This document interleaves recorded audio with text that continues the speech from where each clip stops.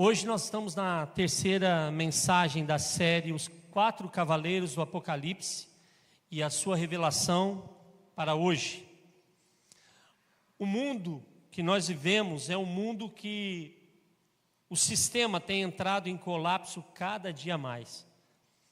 Guerras, epidemias, crise econômica, perseguição religiosa e fome assolam as nações. Parece que os eventos descritos no livro do Apocalipse estão cada vez mais vivos e têm cada dia mais nos mostrado que há um sistema que tem governado para levar as pessoas para cada dia mais estarem longe do Senhor.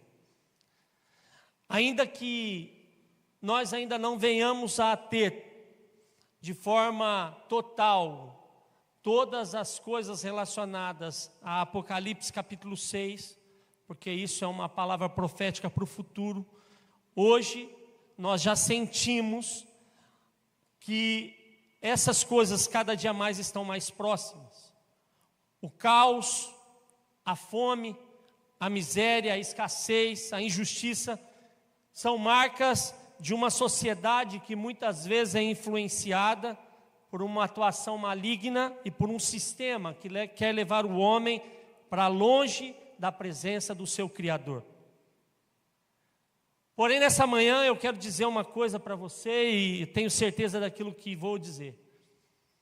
Cristo continua no controle de todas as coisas. Nada foge do seu controle. Não há selos, não há eventos, não há crises que escapem do domínio do nosso Deus. Ele é o Cordeiro de Deus que tira o pecado do mundo. E Ele é o Cordeiro de Deus que abre os selos e governa a história. Nada está fora do seu controle. Tudo está debaixo do controle do Senhor. E nós já vimos aqui, nas duas mensagens anteriores, sobre o cavalo branco, que é a falsa paz, um engano espiritual que tenta levar as pessoas para longe de Deus. E vimos sobre o cavalo vermelho na semana passada, que mostra a ação das guerras e a destruição dos povos. Hoje, ao pedir para transmitir esse vídeo, é para fazer você entender um pouco sobre o terceiro cavalo, que é o cavalo preto, que é a fome. E o sermão desta manhã nós vamos estar falando sobre isso. O terceiro cavalo, que é o cavalo preto. Mas a fome, que vai dizer sobre esse texto de Apocalipse capítulo 6, versículos 5 e 6, ela vai apontar para nós hoje que num tempo de escassez, num tempo de dificuldades, de miséria, ainda há tempo para profetizar esperança de abundância diante de um povo longe de Deus, ganancioso e que apenas desperdiça aquilo que Deus traz para suas mãos. Então nessa manhã eu quero começar dizendo para você que você precisa ser impactado pela esperança de ter abundância na sua vida. O nosso Senhor é um Deus abundante, um Deus que quer nos fazer prosperar, e você precisa ter esperança que a fome não vai alcançar a sua vida. A única fome que pode alcançar a nossa vida é a fome de Deus, a fome e sede de justiça. Apocalipse capítulo 6, versículos 5 e 6 vai dizer o seguinte: quando o Cordeiro abriu o terceiro selo, ouvi o terceiro ser vivente dizer: venha. Olhei e diante de mim estava um cavalo preto. O seu cavaleiro tinha na mão uma balança. Então ouvi o que parecia uma voz entre os quatro seres viventes dizendo: 1 quilo de trigo por 1 denário, 3 quilos de cevada por 1 denário, e não danifique o azeite e o vinho. Então nós vemos um cavaleiro, e esse cavaleiro tinha na sua mão uma balança. E essa balança simboliza a escassez e a desigualdade social. Como diz Billy Graham, em uma das suas frases mais famosas, a Bíblia é mais atual do que o jornal de amanhã. E o que nós percebemos é que Billy Graham, ao falar isso, ele estava dizendo o seguinte: a Bíblia já sabe tudo que está acontecendo, está tudo descrito na palavra de Deus. E nós vivemos num tempo onde cada dia mais nós percebemos o símbolo da escassez sendo colocada no mundo e o símbolo da desigualdade social. Esse cavaleiro preto representa também um tempo onde os preços vão estar cada dia mais elevados. Parece que quando João escreveu esse texto lá do Apocalipse, ele já nos mostrava que nós iríamos passar por crises e por tempos onde a escassez seria geral. O preço dos alimentos cada dia mais altos, escassez em boa parte da humanidade. Tudo isso mostra que o homem cada dia mais iria trabalhar, e ele não conseguiria manter a sua vida e manter a sua família. Os preços dos alimentos cada dia mais caros, e o homem trabalhando e não conseguindo manter a sua própria família. Esse cavalo preto, que vai apontar para uma ação do anticristo na época da grande tribulação, mas também nos aplica aos dias de hoje, entender que nesse tempo que nós vivemos, a escassez, os preços dos alimentos estão cada dia mais caros. E eu não preciso falar para você ir lá na Europa para você ver isso. E nem preciso pedir para você ir em São Paulo para você ver isso. Se você ir num supermercado aqui em Linhares, você já vai ver como que está a situação. O preço dos alimentos cada dia mais caro. Algo que você ia antigamente no supermercado e comprava com uma quantidade boa de um valor de dinheiro, você saía com uma boa quantidade de alimento. Hoje você não consegue fazer isso. Essa semana eu fui no supermercado aqui em Linhares. E quando eu comprei os produtos, eu lembrei da minha avó. Ela dizia assim: Leandro, vai chegar um dia que você vai no mercado e você vai sair com uma sacolinha só. Você vai ter comprado, você vai achar que aquele dinheiro você vai comprar um monte de coisa, mas você vai chegar lá, você vai comprar e vai sair com uma sacola só, e não é que aconteceu. Eu saí com uma sacola só do mercado essa semana. E percebi o tanto que a escassez e o preço dos alimentos estão subindo cada dia mais.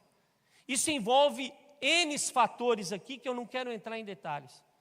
Mas passa também por algo que é profético e que está apontando para o final dos tempos. A balança está cada vez mais mal dividida. Cada dia mais pessoas estão passando por momentos de fome.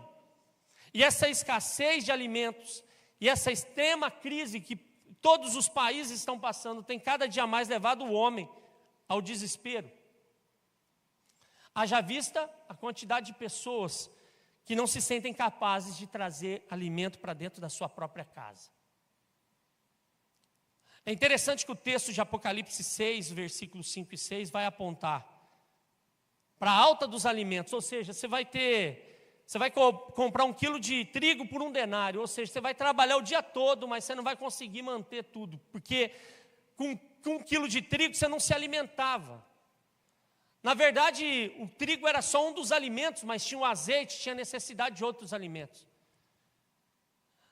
O preço do 3 quilos de cevada também é 1 denário, ou seja, o trabalhador vai trabalhar muito e não vai conseguir manter a sua família. Aqui não fala só de escassez, desigualdade social, mas reflete tempos onde o ser humano cada dia mais vai sofrer pela falta de alimento. Vai sofrer pela alta dos preços. E muitos dos seres humanos vão passar a sua vida sofrendo e não conseguindo se alimentar. Aí você diz: pastor, então nós estamos numa situação caótica e o senhor vai ficar falando de fome e está tudo certo. Não vou fazer isso não. O que eu vou dizer para você e o que Deus ministrou ao meu coração quando eu estava preparando esse sermão é que existe pessoas no nosso meio que talvez tenham trabalhado muito, não tenham conseguido manter a sua família, tem sofrido a necessidade de buscar ajuda em vários outros fatores, tem trabalhado muito, e no final do mês a conta não fecha e eles estão desanimando. Eu vou dizer para você que você não está debaixo da égide de Satanás. O céu não está em crise. O céu continua derramando sobre nós um tempo de prosperidade e de bênção. E nós somos o povo de Deus, o povo que é guardado por Deus e que qualquer sistema do mundo não é capaz de barrar aquilo que Deus tem a fazer na sua igreja. Então nessa manhã, a fome não vai alcançar a sua casa, a escassez não vai alcançar a sua casa, você vai ser próspero naquilo que você colocar as mãos, e você deve crer no Deus do céu e da terra, que chamou você para esse tempo, para abençoar a sua vida. Não vai faltar semente para você semear, não vai faltar comida para você se alimentar, e você não vai só se alimentar, você vai abençoar e alimentar outros. O inimigo de Deus, ele gera esse ambiente todo de medo, para nos fazer tentar parar, mas a igreja de Cristo não para, ela continua avançando e triunfante de uma forma sobrenatural. Então, num tempo de crise e de escassez, o que eu preciso fazer? A primeira coisa que você faz quando você está passando por um tempo de escassez e de crise, é confiar na justiça de Deus. Então, quando chega um momento de dificuldade e de sofrimento, você precisa se agarrar em algo. E muitas pessoas estão se agarrando em coisas que não vão dar para elas sustento. A nossa confiança deve ser no Senhor. 2 Timóteo capítulo 4, versículo 8 diz: agora me está reservada a coroa da justiça, que o Senhor, que é justo juiz, me dará naquele dia, e não somente a mim, mas também a todos os que amam a sua vinda. O apóstolo Paulo, ao escrever esse texto, ele quer nos ensinar algo. Nós cremos num Deus que é justo, num Deus que é fiel, e num Deus que vai coroar aqueles que vão se colocar diante dele todos os dias. Então, no mundo onde a escassez, a fome ecoa com a injustiça do ser humano, nós precisamos lembrar da palavra que Deus nos dá. Eu tenho que confiar nas promessas que o meu Senhor me deu, e uma das promessas é: aqueles que forem fiéis, aqueles que seguirem os caminhos que serão justos, vão ser guardados pelo juiz que também é justo. E aqueles que amam a vinda do Senhor, e cada dia mais nós vemos que o Senhor tem chamado um povo que ama a sua vinda. Um povo que não tem medo do apocalipse, que não tem medo das tragédias, mas se apega a um Deus que é vitorioso. Então nós não precisamos ter medo daquilo que vai acontecer, porque nós já sabemos a história no final. Então não tem problema nenhum nós dizemos o seguinte: nós somos guardados por um Deus que é justo, que é fiel, e reservou para nós, assim como reservou para o apóstolo Paulo, a coroa da justiça. Era 1985, meados do mês de março, e eu lembro isso como tem coisas que a gente não se esquece. A minha avó era uma mulher, uma das mais piedosas que eu conheci na minha vida. E aquele dia a minha avó, ela chamou os netos, todo domingo, na parte da tarde, ela fazia um café, um pãozinho pãozinho no forno a lenha, e toda a família ia lá para lá comer. E nós passávamos o final da tarde na casa dela, e no final da tarde, ela sempre nos fazia assistir alguns programas com ela ali. Aí você vai falar: o que isso tem a ver com a mensagem? Você vai entender. Ela nos chamava e colocava todo mundo junto, fazia uma oração, nos dava um bom café, um alimento, e ela fazia uma macarronada no final do dia.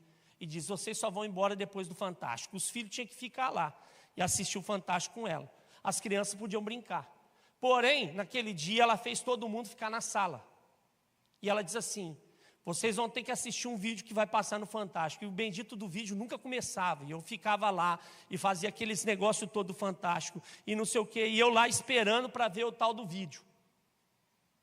O vídeo se chamava We Are The World. Era uma música de Michael Jackson e Tina Turner e de um Cyndi Lauper, uns negócios doidos lá, uns cantores famosos da época. Eu acho que não é só eu que lembro desse vídeo, não. Tá?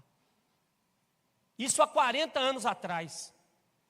E aí eu perguntei, a música era em inglês, eu não entendia nada. E eu perguntei, vó, por que a senhora quis que eu assistisse esse vídeo que era em inglês?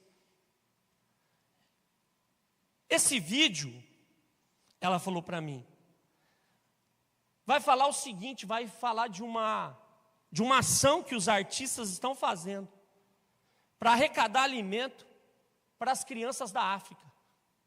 As crianças da Etiópia estão passando fome. As crianças da época passavam muita necessidade.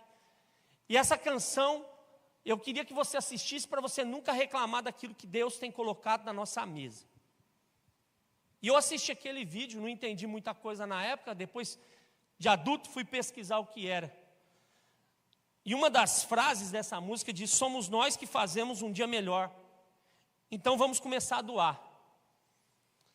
A canção arrecadou 63 milhões de dólares na época, que transferindo para os dias de hoje vale 160 milhões de dólares. Foi a ação humanitária que mais gerou lucro numa sociedade de artistas. E na porta do estúdio que gravou-se essa música, tinha uma frase lá escrita assim, deixe o ego do lado de fora. Você imagina juntar 45 artistas famosos da época, cada um com o seu ego, e todo mundo tem que deixar de fora lá o ego para poder entrar para gravar. Hoje a gente não vê mais isso. Há 40 anos atrás, os artistas de TV, os famosos da época, eles ainda se ajuntavam para poder gerar custo e dinheiro para poder abençoar obras na África. Eu não estou generalizando, mas a grande maioria hoje entra não para matar a fome, mas para não ter que pagar um imposto de renda no final do mês. O que eu digo, irmãos, é que nós precisamos aprender que cada dia que passa, o homem está cada vez mais longe de Deus e nós não precisamos e não podemos confiar naquilo que os nossos olhos veem. Os poderosos acumulam cada vez mais riqueza, enquanto milhões perecem. Mas eu quero te lembrar que o nosso Deus continua justo. Passou-se 40 anos depois, mas o nosso Deus continua cumprindo a justiça dele. E ele continua chamando um povo para restaurar o desejo de abençoar vidas. Hoje, nós somos prova mais do que concreta de que vale a pena confiar no Senhor. Vale a pena colocar as nossas vidas diante do nosso Deus. Mesmo que você esteja passando por um momento de sofrimento extremo na sua vida, por causa da injustiça do sistema, por conta dos problemas que a sociedade tem passado, você precisa se apegar a Deus. É Ele que vai te dar o sustento, é Ele que vai suprir as suas necessidades. Então, há 40 anos atrás, os homens faziam alguma coisa para tentar ajudar a humanidade.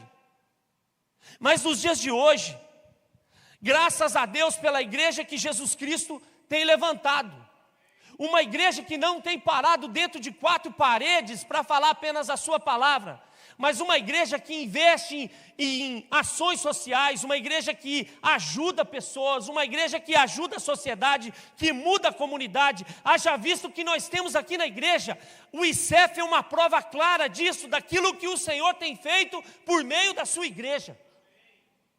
São 38 cursos, mas vai ser muito mais do que isso, porque cada dia mais nós estamos alcançando pessoas, levando o Evangelho de Jesus por meio das ações que a Igreja de Cristo tem se colocado à disposição para fazer. A igreja é uma prova viva do amor de Deus pelo mundo. É a igreja de Cristo que vai atrás daquele que está perdido, que vai atrás daquele que não consegue fazer muita coisa. Existem homens e mulheres que têm se posicionado nesse tempo para abençoar a vida de outras pessoas. E o que nós entendemos com isso? É que nós precisamos continuar confiando. Nós precisamos continuar levando o nosso coração diante do Senhor, dizendo: Senhor, manda recurso para os projetos do ICEF, manda recurso para nós queremos confiar em Ti, e mesmo que pareça que cada um dos projetos que tem aqui não tenha alcançado todo mundo, Deus vai nos mandar mais projetos e vai mandar pessoas para semear, para nós podermos confiar que é Ele quem vai fazer a obra. Então nós não vamos ficar aqui pensando na fome, na escassez, nós vamos atrás daqueles que precisam ser alcançados, e isso passa pela nossa ação de semear no reino. A escassez não vai nos fazer parar, a fome não vai fazer a gente parar. Nós vamos continuar levando a palavra de Deus através dos nossos projetos. A segunda questão importante que nós precisamos ter é que, além de confiar no Senhor, nós precisamos crer na proteção de Deus sobre os justos. O justo confia e crê que o seu Deus é capaz de suprir todas as suas necessidades. Isaías, capítulo 26, no versículo 7, diz: o caminho do justo é reto. Tu que és reto, tornas suave o caminho do justo. O caminho do justo é reto, tu que és reto, tornas suave o caminho do justo. Agora pense, o relatório da ONU, o último relatório que eu peguei aqui, os níveis de fome seguem persistentes, altos, por 3 anos consecutivos, enquanto as crises globais cada vez mais se aprofundam. A ONU alerta que a fome extrema ameaça 733 milhões de pessoas. 1 a cada 11 pessoas enfrenta o risco iminente de fome. O Programa Mundial de Alimentos alerta que fatores como guerras, crises climáticas e instabilidades econômicas agravam o cenário global da fome. Mas eu quero te lembrar mais uma vez, mesmo em tempos de crise, mesmo em tempos de dificuldades e escassez, há provisão para aqueles que são fiéis. Aqueles que são fiéis são guardados, são protegidos. E por que eu digo isso?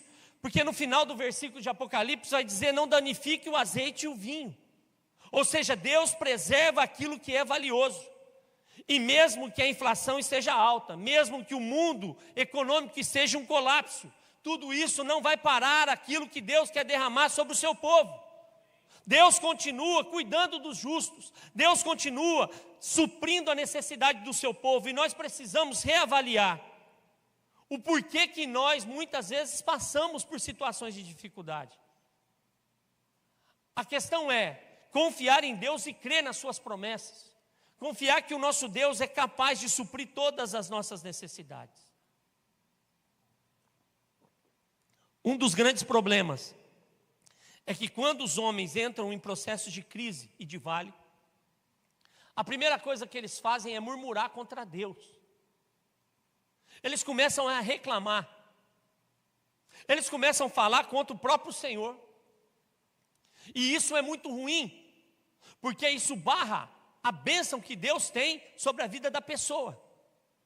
E deixa eu te falar uma coisa, às vezes você está passando por uma situação de crise, não porque Deus não te ama, mas porque Deus está preparando você para um tempo novo. E todas as vezes que Deus nos prepara para um tempo novo, nós precisamos romper um estágio da nossa vida.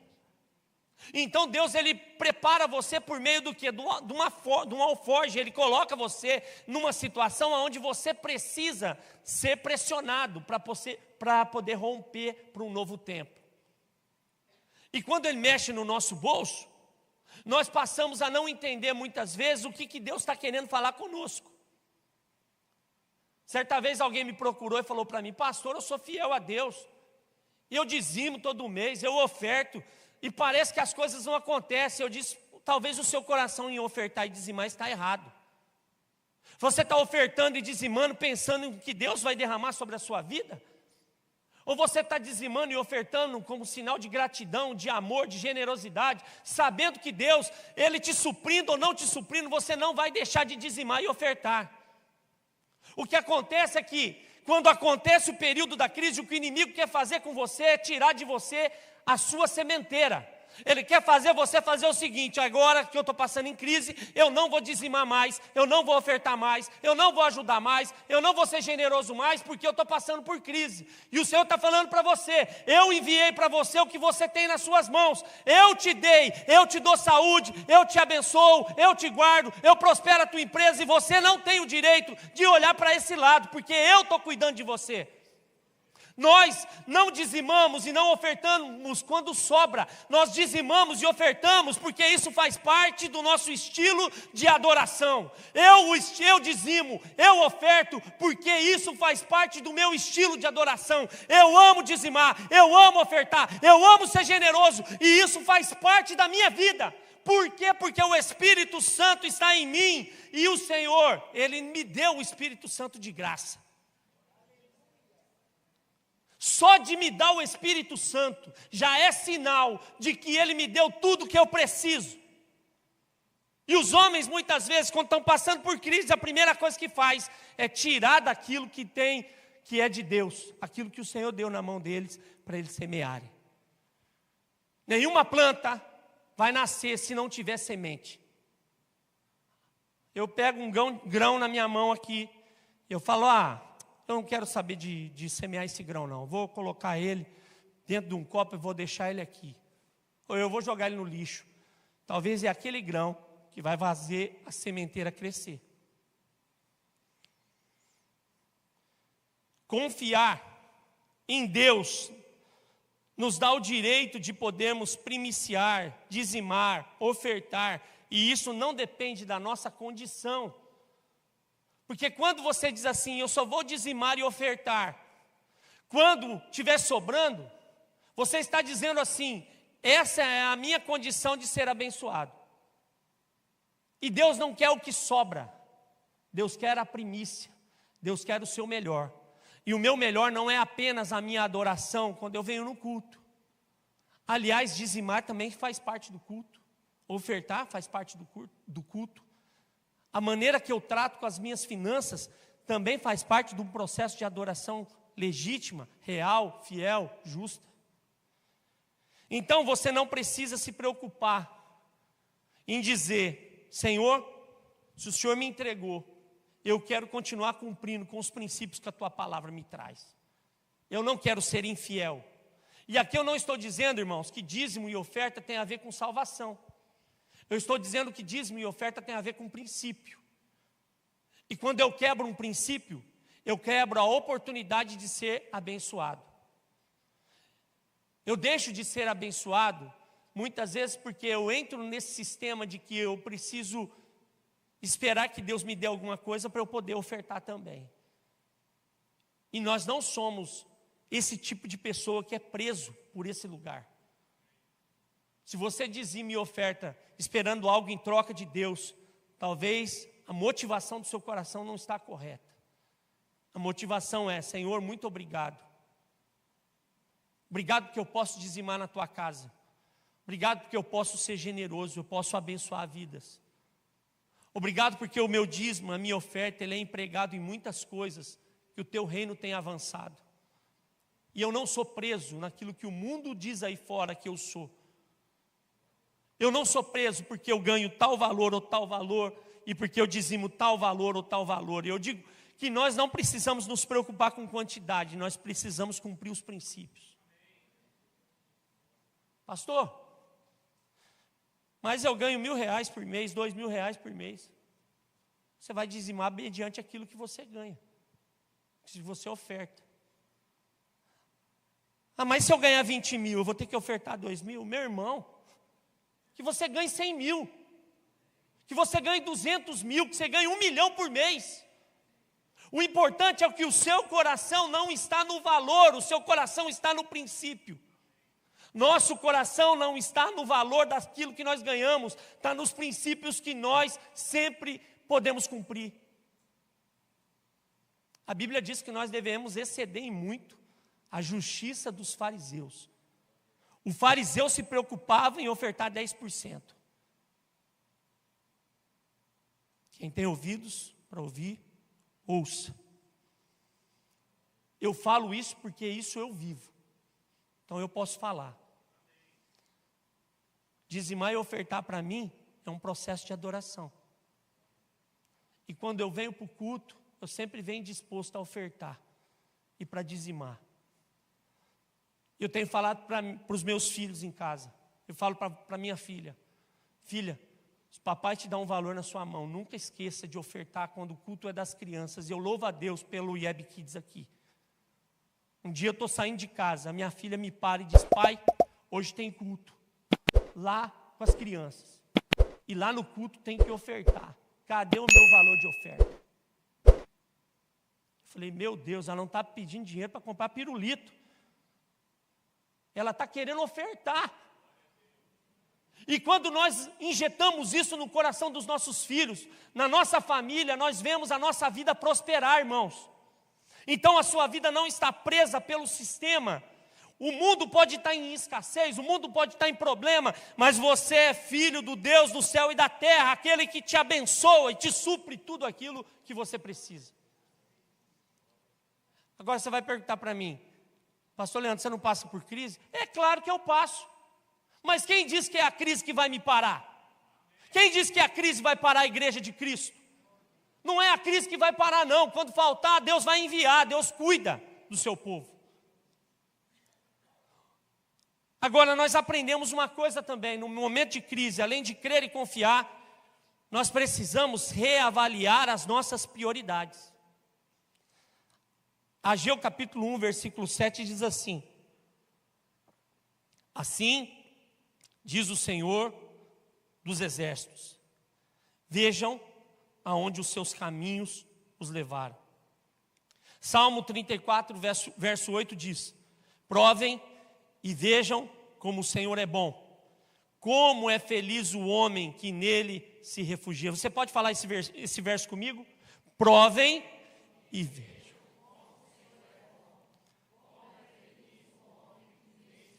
Agora você fala para você mesmo: prove e veja que o Senhor é bom, como é feliz o homem que nele se refugia.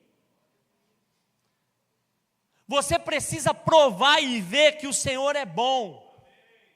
E como Deus tem sido bom conosco, como Deus tem sido bom com a nossa igreja, como Deus tem sido bom com a nossa cidade, irmãos. Deus é bom com você, sabe por quê? Porque você nasceu num lugar onde você pode adorar a Cristo. Enquanto os nossos irmãos da Coreia do Norte não podem nem mesmo ter uma Bíblia nas suas mãos, você pode ter várias Bíblias na sua casa para ler para os seus filhos.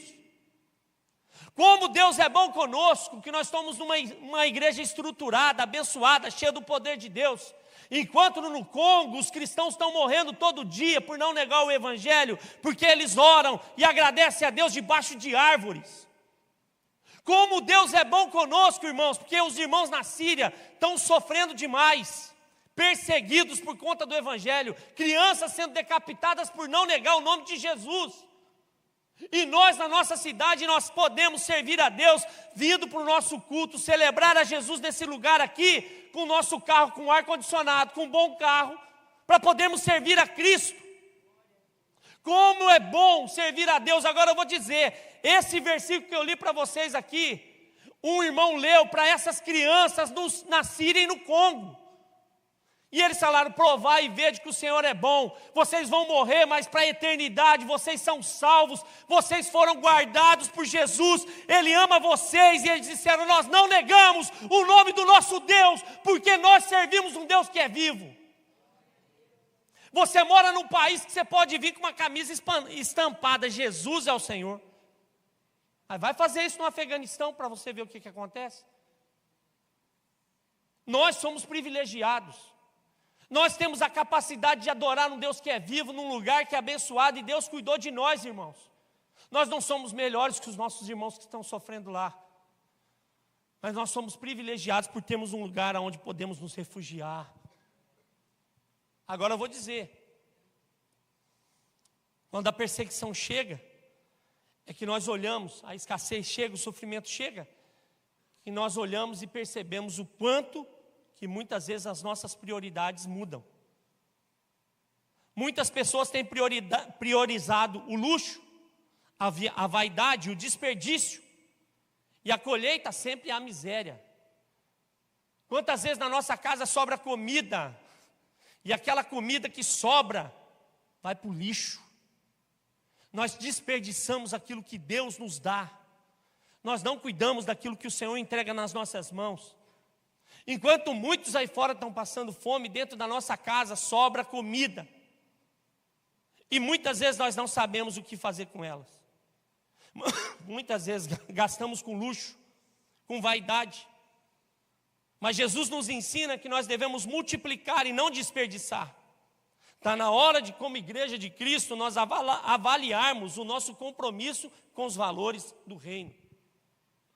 Priorizar significa eu olhar com prioridade. Não só o dízimo e a oferta como prioridade, mas também na minha vida, o que é prioridade para mim. O pastor trouxe aqui várias coisas que a igreja tem feito durante essa semana que vem agora. Mas desde o início do ano, desde a história dessa igreja, nós vemos que tem muitas coisas que nós podemos semear e podemos abençoar. Agora, eu preciso ver o que é prioridade para mim. A prioridade para a minha vida vai dizer aonde eu quero estar. Não significa que talvez você tenha que participar de tudo, talvez você não consiga. Mas você precisa priorizar aquilo que é do reino primeiro, aquilo que é de Deus primeiro. Ajustar as prioridades é muito bom, mas Deus também nos chama para viver um tempo que essas prioridades se tornem para nós solidariedade. Então, o princípio é: eu creio, eu confio, eu reavalio as minhas prioridades, vejo aquilo que é necessário para a minha vida e me torno solidário com o próximo. Você precisa ser solidário com o próximo. Provérbios capítulo 22, verso 9 diz: quem é generoso será abençoado, pois reparte o seu pão com o pobre. Mateus 14,16 diz: respondeu Jesus, eles não precisam ir, deles vocês algo para comer. A fome no mundo não é falta de alimento, é falta de compaixão. Ah, não tem comida. Tem sim. Eu estou aqui com já até colocou aí, ó. O mundo produz comida suficiente, mas fome ainda é uma realidade. Ou seja, Deus, Ele preparou toda a terra para que a terra possa produzir, para que todos tenham comida, para que não falte comida para ninguém. Não falta comida no mundo, mas o que acontece é que falta compaixão. A terra produz comida o suficiente para todos, mas os homens enchem as suas mesas, enquanto outras mesas estão com nada mais do que um prato de arroz, quando tem. Então o problema não é a comida não ser produzida. O problema é que o ser humano ele não tem no seu coração desejo de ter compaixão pelo próximo. E aqui, graças ao Senhor, nós temos vivido na nossa igreja, um tempo que o nosso pastor sempre nos ensina sobre isso, a importância de ser generoso, de abençoar o próximo, de cuidar. Agora, até mesmo para abençoar alguém, você precisa ser intencional. Você precisa conhecer, você precisa saber, entender como que isso tem sido direcionado. A resposta de Deus para o nosso tempo é que Ele manda comida, mas a ganância, a avareza do homem, o desejo de ter mais, de nunca estar satisfeito com nada, faz com que o homem não multiplique isso na mão do outro. 1986 foi um período de muito sofrimento para minha casa, para minha família. A minha mãe estava com 3 filhos pequenos para criar. Meu irmão mais novo tinha uma doença chamada ossos de vidro. Ele quebrou 43 vezes com 6 anos de idade. Até os 6 anos de idade. Quando o médico tirou ele da barriga da minha mãe, já nasceu com as 2 pernas quebradas. Meu pai havia ido embora de casa. Minha irmã pequena com 4 anos de idade. E eu estava lá naquele contexto de vida. A minha mãe trabalhava em 3 empregos para poder manter a nossa família em paz e tendo o que comer. Ela chegou em mim e disse assim: eu trabalhei durante esse dia, ela fazia unha, era manicure, e trabalhava à noite numa outra fábrica. Ou seja, quem cuidava dos meus irmãos era eu, porque minha mãe não estava nem em casa. E ela disse: Leandro, toma aqui. Naquela época criança podia andar na rua sozinho. Ela falou: toma aqui esse dinheiro, você vai ali no açougue do Lela. E Lela era um amigo da minha mãe. Aqui tem dinheiro para você comprar 2 bifes. Porque eu vou comprar esses 2 bifes, corto ele no meio, metade você come, metade eu como, metade o Evandro come, metade a Marina come. É o que nós temos para hoje. Vai e volta. Eu fui, levei o dinheiro e falei: Lela, eu quero comprar 2 bifes. Aquele homem foi lá para o fundo. Daqui a pouco ele voltou limpando o olho, eu não entendi nada, passando negócio no olho assim. Pegou e encheu o negócio, tinha uns 2 quilos de carne mais ou menos. Pesou. Aqui, Leandro, está pago, leva para sua mãe. Aí levei para minha mãe. Cheguei em casa, ela falou: onde você arrumou dinheiro para comprar esse tanto de carne? Só tinha dinheiro para comprar 2 bifes. Você vai voltar lá e eu vou voltar junto com você. Se você pegou esse dinheiro de alguém na rua, roubou alguém ou fez alguma coisa, chegar em casa a gente vai se acertar. Então, ela pegou a carne, os 2 quilos de bife, me pegou pela orelha e me levou até lá. Chegou e disse: Lela, aonde que esse menino arrumou dinheiro para comprar isso? Ele só tinha dinheiro para comprar 2 bifes. E aquele homem falou assim para ela: Sônia, você precisa entender que Deus sempre manda pessoas para cuidar da gente. Pessoas que muitas vezes a gente nem espera, para não deixar faltar dentro da nossa casa. E eu nunca mais esqueci do que aquele homem fez pela minha vida. Eu pude comer carne e mais carne e mais carne. E eu estava acostumado a comer pão com óleo e sal. Hoje eu falo sempre que Deus ele sempre prepara pessoas com coração generoso para abençoar a vida de outros. Ou você está no lugar daquele que é generoso e abençoa pessoas, ou você está no lugar de pessoas que vai te abençoar e vai cuidar de você em alguma coisa. Hoje nós aqui como igreja, nós podemos ser generosos e podemos abençoar a vida de alguém. Você precisa ser solidário e ter um amor cristão que abençoa a vida de pessoas. Estou caminhando para o final. Ser solidário faz parte do DNA do cristão. 5º, reafirme a sua dependência de Deus. Jó 19, verso 25 diz: eu sei que o meu Redentor vive e que no fim se levantará sobre quem? Sobre a terra. O nosso Redentor é vivo. O nosso Redentor vive. E Ele vai se levantar sobre a terra. Ele vai cuidar de nós. Ele vai nos abençoar. Então isso é uma certeza. Nós precisamos reafirmar que dependemos de Deus. Então eu não sei qual é a sua situação hoje. Se você está precisando de uma palavra de ânimo, eu quero dizer que o seu Redentor vive. Mas quero dizer que há uma igreja que está pronta para poder te ajudar, te abençoar, preparar você para tudo aquilo que você precisa. A fome vai nos lembrar da nossa fragilidade. Nós não somos autossuficientes. Se o nosso Deus não mandar alimento, nós não temos como comer. Nós precisamos de Deus para o pão físico, mas acima de tudo, para o pão da vida. Aquele que mantém a nossa vida é o nosso Deus, é Ele que é o pão da vida. E aquele que tem fome vai até Jesus, ele não mais tem fome, a fome dele é sarada. E nós não estamos falando aqui apenas de uma fome física, que a fome física ela vai passar. Mas há um lugar onde o ser humano precisa se apegar e é na presença de Jesus. E nós estamos tendo uma série de mensagens nas terças-feiras falando sobre Cristo, sobre a sua ação. E por incrível que pareça, terça-feira vai falar sobre o pão da vida. Então os cavaleiros do Apocalipse, eles vêm para nos mostrar que existe um tempo de escassez, um tempo de sofrimento. A fome vai ecoar no mundo, a justiça vai faltar aos olhos humanos. Mas existe um Deus que cuida do seu povo e não deixa nada faltar para o seu povo. Você poderia se colocar de pé nessa manhã?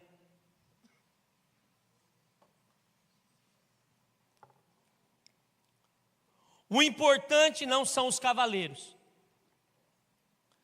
O importante é o cordeiro que já venceu.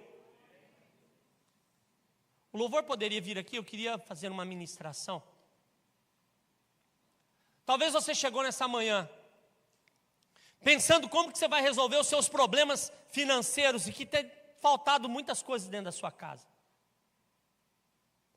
Mas eu quero terminar essa ministração profetizando esperança e abundância diante da ganância dos homens. Eu profetizo em nome de Jesus que toda escassez se transforme em abundância. Onde havia falta, haverá provisão sem limites. Pois o Deus que multiplicou pães e peixes é o mesmo que cuida de você e da sua casa. A esperança que parecia perdida está sendo renovada. Deus está abrindo portas sobrenaturais e o impossível será realidade diante dos seus olhos. Toda ganância e injustiça que tentaram roubar a colheita cairão por terra. O Deus justo está levantando pessoas e recursos para trazer novidade à sua vida. O Senhor é aquele que sustenta os céus e a terra. E eu declaro que Ele é a sua fonte inesgotável de vida. Você não vai viver pelas migalhas, mas entrará em uma temporada de provisão divina sem medidas. Eu declaro que sua mesa nunca estará vazia. Assim como Deus sustentou Elias com o pão dos céus, Ele enviará recursos, oportunidades, provisão, até que a fome e a necessidade sejam dissipadas. E eu declaro que a mão poderosa de Deus, que está agindo em seu favor, e está agindo na vida daqueles que são justos, fiéis, essa mão poderosa vai derrubar muralhas. E eu vejo muralhas caindo, cadeias caindo, manifestando o poder da justiça de Deus. O seu Deus é aquele que tem cuidado de você. Não há nada que possa barrar a ação do Espírito Santo na sua vida. Não há escassez, não há fome, nada barra aquele que é poderoso para salvar e transformar vidas. Nessa manhã eu vejo muralhas caindo. Muralhas do desespero, muralhas da murmuração vão cair nessa manhã, porque o Deus do céu e da terra quer suprir a sua vida. Nessa manhã, se você tem necessidades de ser ministrado, você pode vir aqui na frente. Creia que há esperança de abundância na sua vida. Não há cavaleiros de morte que vão barrar a ação do Espírito Santo sobre você.